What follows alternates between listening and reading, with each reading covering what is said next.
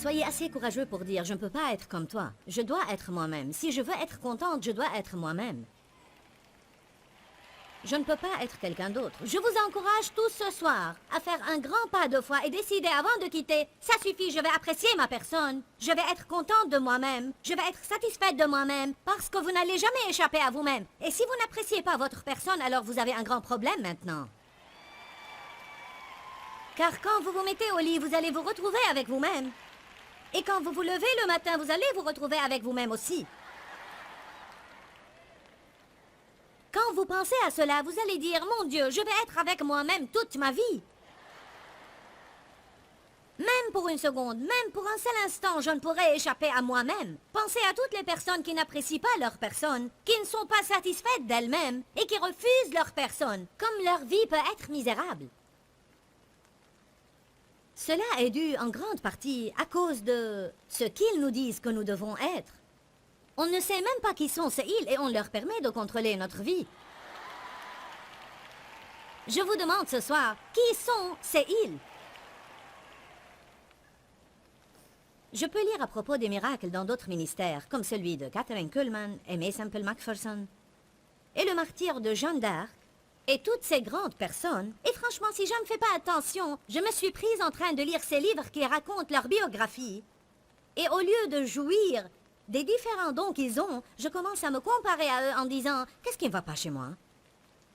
Avez-vous jamais expérimenté cela? Et cela nous affecte parce que nous avons des sentiments d'insécurité que nous devons confronter. D'une façon ou d'une autre, le monde nous transmet toujours ce message. Vous devez être comme moi. Vous devez faire les choses comme je les fais. Vous devez vous revêtir de mes armes. Ce n'est pas bon que vous soyez vous-même. En fait, la Bible dit que Dieu a formé chacun d'entre nous de ses propres mains dans le ventre de notre mère. La Bible amplifiée dit soigneusement. En d'autres termes, il a pris un grand soin de créer chacun d'entre nous. Oui, il faut que certaines choses changent dans notre vie. Le monde intervient, le diable intervient aussi. Nous expérimentons le désordre et nous éprouvons le besoin de changer. Mais nous sommes essentiellement la création de Dieu. Et nous devons être contents, nous devons être satisfaits de nos dons, satisfaits de nos talents. Et nous avons besoin de commencer à jouir de notre personne. Sinon, nous n'allons jamais jouir de notre vie. Et Jésus dit, je suis venu afin que vous ayez la vie, que vous en jouissiez pleinement et qu'elle soit surabondante. Si seulement j'étais comme toi, si seulement j'avais votre personnalité, si seulement, si seulement, si seulement.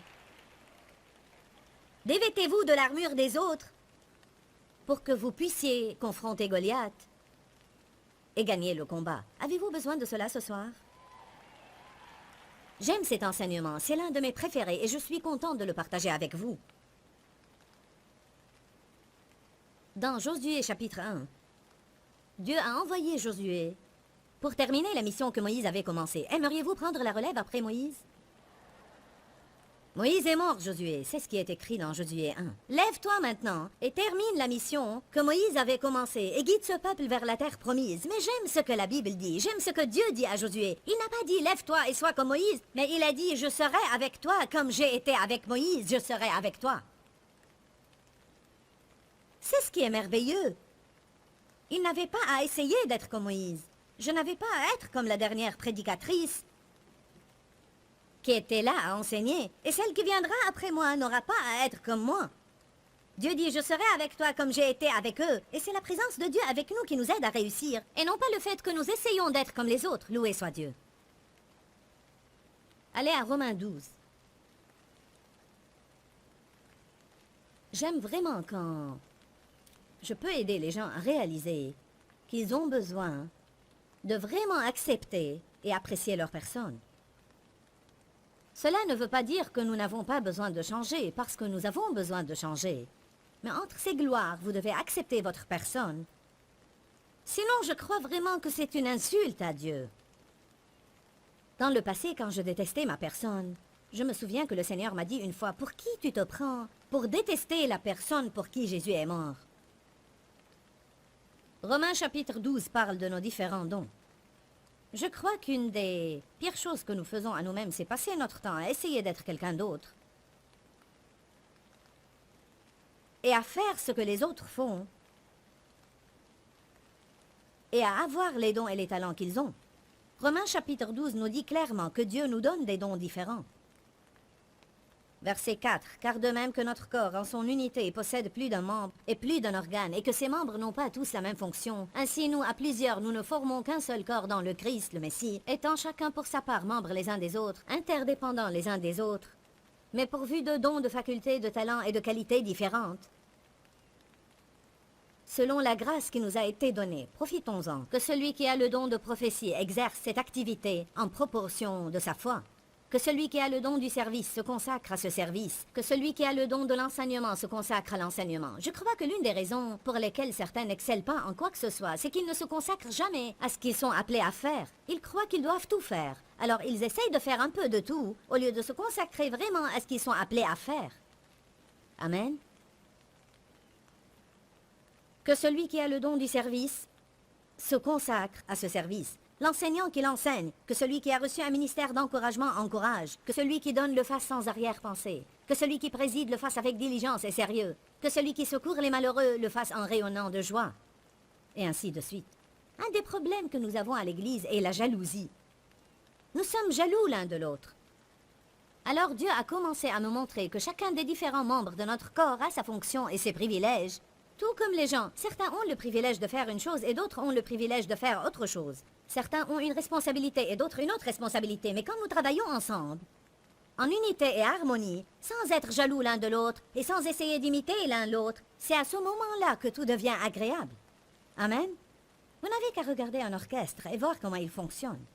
Un seul instrument semble agréable, mais ça devient plus agréable quand nous ajoutons plus d'instruments et qu'ils jouent tous la même chanson. Ce ne serait pas agréable si chacun jouait une mélodie différente. Je l'ai essayé juste pour prouver ce que je dis, et c'était la cacophonie la plus horrible que vous pourriez imaginer. Mais si le Seigneur nous unit et nous envoie tous dans la même direction, gloire à Dieu, gare au diable. C'est à ce moment-là que nous devenons forts et que nous pouvons vaincre le royaume des ténèbres.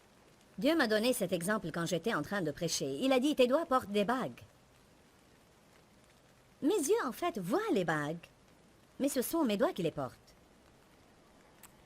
Parfois, surtout, quand je me fais les ongles, je les contemple tout le temps. Peu importe ce que vous pensez, mais il se trouve que j'aime mes bagues. Et si vous êtes jaloux, ce message est pour vous. Gloire à Dieu. Peut-être vous pensez, si seulement j'avais une telle bague. Vous pouvez peut-être manger une dizaine de gâteaux chaque semaine sans grossir. J'aimerais bien avoir ce privilège. J'essaye de prouver seulement que chacun de nous a quelque chose que l'autre aimerait avoir. J'aimerais être de ceux qui peuvent manger toute la journée sans grossir, mais je ne suis pas comme ça. Mon métabolisme est dans le coma.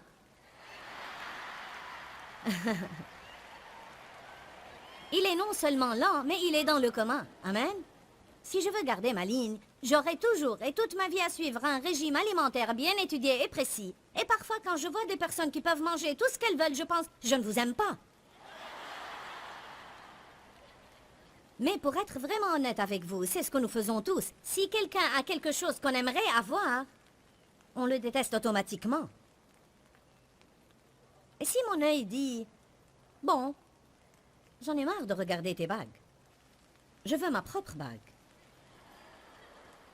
De plus, Seigneur, je crois que si tu m'aimais comme tu aimais le doigt, tu m'aurais donné ma propre bague. Et je n'aurais plus à regarder le doigt porter les bagues tout le temps. Je veux ma propre bague, je veux ma propre bague, je veux ma propre bague. Alors le Seigneur dit, je vais donner à l'œil ce qu'il veut. Bon, voilà. Gloire à Dieu. Bon. Ah, j'ai eu ce que je voulais. Ha ha ha ha ha, je suis comme toi maintenant, j'ai ma propre bague. Néanmoins, il y a un petit problème. Tout d'abord, je ressens vraiment une douleur à l'arrière du cou, qui s'étend maintenant tout au long du dos et ça commence à faire mal au bas du dos. Et puis, maintenant, je ne peux plus faire ce que je suis supposée faire et c'est voir. Car maintenant, je suis trop occupée à faire ce que le doigt fait que je ne peux plus faire ce que je suis censée faire. Et j'ai tout gâché, mais pas de problème, gloire à Dieu, j'ai eu ce que je voulais.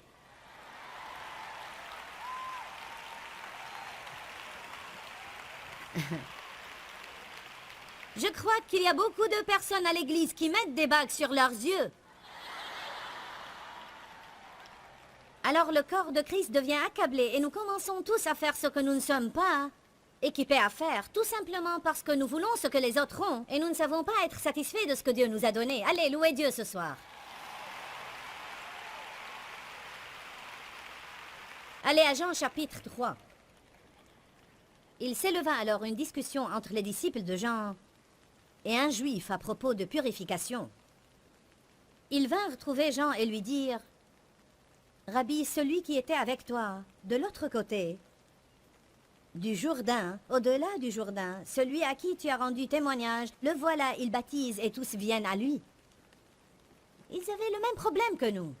Jean était le prophète. Il baptisait les gens, et il était celui qui prêchait la repentance. Mais Jean savait qu'il était le précurseur de Jésus, et un temps viendra où il aura à diminuer pour que Jésus croisse. Et tout ce qu'il voulait, c'était la volonté de Dieu. Il ne voulait rien d'autre. Il n'était pas du tout égotiste, et nous ne devons pas l'être non plus. Mais les disciples étaient contrariés parce que Jésus était apparu sur scène, et tout le monde le suivait. Oh! Et si André décidait d'avoir son ministère et commençait à tenir des conférences, et les gens qui assistaient à mes réunions allaient chez lui. C'est ainsi que les gens pensent. Mais comment je peux assurer le développement de mon ministère? En l'aidant. En l'aidant à faire ce que Dieu l'a appelé à faire. En l'aidant pour que son ministère se développe, en répondant à toute question possible, en lui donnant du temps, en l'aidant avec tout le support que je peux lui donner. Car vous savez comment nous pouvons nous élever en élevant quelqu'un d'autre. Tout ce que la jalousie fait, c'est nous empêcher d'avancer. Elle ne nous aide pas à avancer, mais elle nous empêche d'avancer parce qu'elle fait venir sur nous la malédiction et non la bénédiction. Amen. Et tous viennent à lui. Jean répondit, verset 27. Un homme ne peut rien recevoir, il ne peut rien prétendre, il ne peut rien s'approprier si cela ne lui a pas été donné du ciel. Un homme doit se contenter de recevoir tout ce qui lui a été donné du ciel. Il n'y a pas d'autre source. J'aime ces versets. Un homme doit se contenter de recevoir tout ce qui lui a été donné du ciel. Il n'y a pas d'autre source. Vous savez pourquoi Dave et moi réussissons dans ce ministère, bien que ce soit moi qui prêche, et lui qui s'assoit en bas et qui est considéré être dans les coulisses et non pas sur scène, même si cette situation vous paraît être un peu renversée ou vous paraît être hors du commun. Je suis contente qu'en Christ, ce que nous faisons ne doit pas être conforme aux critères du monde. Vous savez pourquoi nous réussissons? Parce que mon mari n'est pas jaloux. Il sait qui il est en Christ.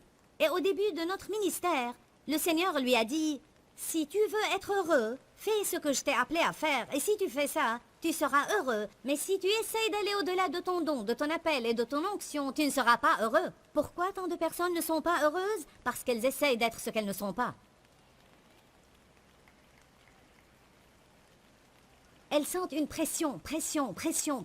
Vous savez ce que Dave reçoit de tout le monde? Infiniment de respect. Les gens ne nous respectent pas quand nous essayons d'être ce qu'on n'est pas. Dave sait ce qu'il est appelé à faire. Il gère les finances, il me gère à moi aussi. Et c'est un travail à plein temps. Alléluia.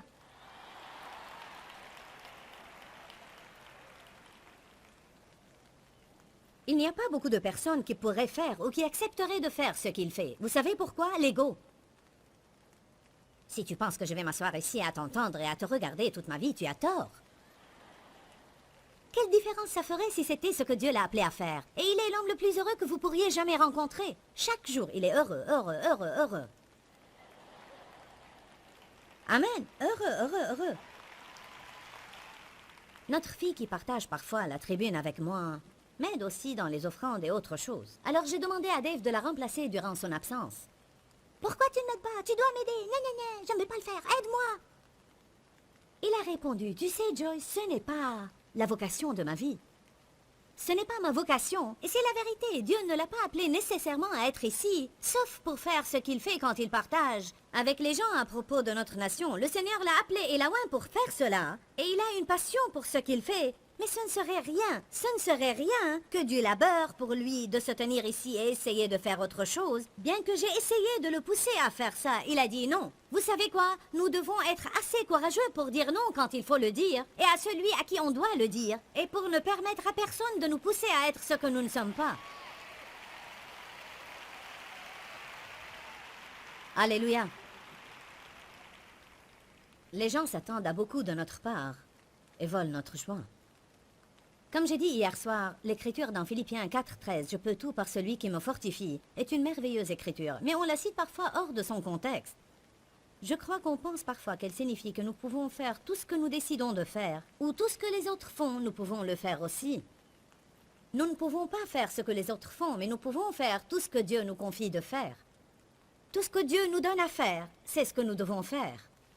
Si Dieu vous a appelé pour cette saison dans votre vie, notre fille Laura voyage avec nous pour nous aider dans 2 réunions par mois.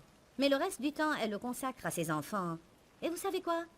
Elle est une bonne maman. Elle se consacre à être une bonne maman. En fait, l'autre jour, quand tu es parti de chez nous, nous sommes sortis pour manger. Et quand nous sommes rentrés, ton père m'a dit, tu sais quoi, Laura est vraiment une excellente maman. Elle réussit vraiment à être une excellente maman. Vous savez pourquoi je dis cela? Car ce qu'elle fait est aussi important pour Dieu que ce que je suis en train de faire. Ne dites pas « je ne suis qu'une simple maman » ou « je ne suis qu'une femme au foyer » ou « je ne suis qu'une jardinière d'enfants ». Ne dites pas « je ne suis que ceci ». Si vous êtes ce que Dieu veut que vous soyez, alors vous êtes au sommet. Vous savez quoi? Elle est sur un terrain d'essai maintenant. Et si elle excelle dans ce qu'elle fait maintenant, alors Dieu saura plus tard, ou au temps convenable, quand il faudra l'élever à un plus haut niveau. Nous devons faire ce que Dieu nous a appelés à faire. J'ai passé plusieurs années de ma vie à essayer d'être ce que je n'étais pas. Quand je pense au passé, je le trouve amusant, mais il ne l'était pas du tout à l'époque. Au début, je donnais des leçons bibliques à la maison, et j'ai fait cela chez moi pendant 5 ans. Puis mon ministère s'est développé, et j'ai commencé à tenir 2 réunions d'études bibliques. Et Dieu a commencé à intervenir dans ma vie d'une façon différente. Il m'a dit qu'il voulait que j'arrête de donner des études bibliques. J'ai entendu la voix du Seigneur me dire « Voici, je vais faire une chose nouvelle ». J'ai pensé, oh, gloire à Dieu, je vais prêcher au monde. Et tout au long de l'année suivante, le Seigneur m'a laissé de côté. Et je n'ai absolument rien fait en ce qui concerne le royaume. Absolument rien. Et j'ai été vraiment déçue. C'était absolument incroyable. Mais quand je reviens sur le passé, je trouve que cette année était la plus importante dans ma vie. Car vous savez ce que Dieu a fait durant cette année? Il m'a appris que je ne pouvais pas être quelqu'un d'autre et que je devais être moi-même. Laissez-moi vous dire ce que j'ai fait durant cette année. J'ai décidé durant cette année que je n'étais pas qu'une femme ordinaire et c'est ce que je devais être. Il y a quelque chose qui cloche chez moi. Parce que je ne suis pas comme les autres. Je ne voulais pas m'asseoir et prendre un café avec les voisins, mais je voulais chasser les démons de ces voisins. Amen.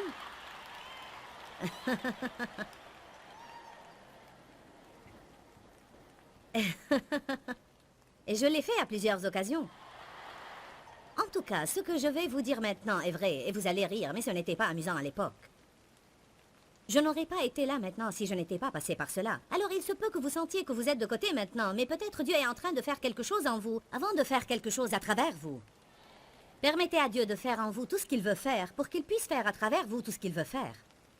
Dieu a à faire quelque chose en moi, avant de faire quelque chose à travers moi. Alors j'ai décidé cette année, j'avais une voisine qui était passionnée d'art et de travaux manuels.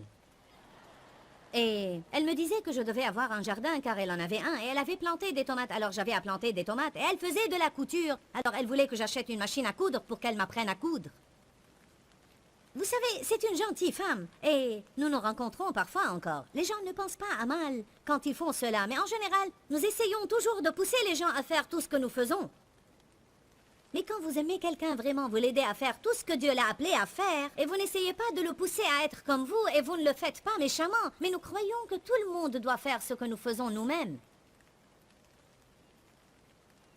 Et comme Dieu ne m'incitait pas à faire autre chose, j'ai décidé d'acheter une machine à coudre, et de coudre des vêtements et de planter des tomates. Nous avons labouré un lopin de terre derrière la maison. Dave dit que lui a planté les tomates et non pas moi. Alors nous avons planté ces tomates, et ce que je vais vous dire maintenant est la vérité absolue. Elle avait ses tomates et j'avais les miennes. Nous les avons plantées en même temps et à la même place. La même terre, nous avons utilisé le même fertilisant parce que c'était elle qui m'avait appris à planter ces tomates. Ensuite, les plantes sont devenues bien prêtes, rouges et mûres, et j'avais des boîtes de conserve et tout le matériel dont j'avais besoin. J'allais conserver les tomates. Pouvez-vous croire cela? Moi? Vous m'imaginez? Une cuisine pleine de boîtes de conserve. Et quand les tomates sont devenues mûres et prêtes à la récolte, j'ai pensé, bon, dans 2 jours, nous allons cueillir ces tomates et nous allons les conserver. Et je suis sortie au jardin le matin suivant. Et un essaim d'insectes avait attaqué mon jardin dans la nuit et avait fait des trous géants dans mes belles tomates. Mais ils n'ont pas touché aux tomates de ma voisine. Je n'ai pas du tout compris. Pourquoi ont-elles ruiné mes tomates, Seigneur, et n'ont pas touché aux siennes? Il a répondu, car je ne t'ai jamais demandé de planter des tomates. Dieu n'a pas protégé mes tomates parce que je n'étais pas appelée et ointe à planter des tomates. Il voulait que je chasse les démons et que je prêche l'évangile, que quelqu'un d'autre plante et conserve des tomates.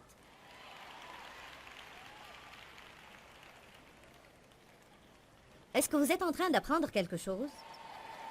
Je crois que beaucoup de fois nous réprimons le diable et nous ne comprenons pas pourquoi. Il nous agace et nous n'arrivons pas à nous débarrasser de lui. Et la vérité est que Dieu n'est pas obligé de nous protéger dans quelque chose qu'il ne nous a pas dit de faire. Nous devons être confiants car la confiance nous donne le courage et la confiance nous donne la satisfaction. Bien que c'était amusant et je vous ai raconté des histoires drôles, combien d'entre vous se sont rendus compte ce soir qu'ils ont à accepter leur personne?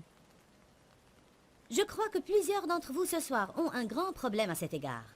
Si vous voulez savoir la vérité, j'ai découvert, durant toutes les années où j'ai prié pour les gens, que le problème majeur de tous les gens à travers le monde est qu'ils n'apprécient pas leur personne. Satan ne veut pas que vous aimiez votre personne. Il ne veut pas que vous appréciez votre personne. Il ne veut pas que vous appréciez rien en vous, ni votre apparence, ni votre personnalité, ni vos dons, ni vos talents. Il veut que vous soyez contre vous-même parce qu'il est contre vous, alors que Dieu est pour vous et il veut que vous soyez en accord avec lui et que vous soyez pour vous.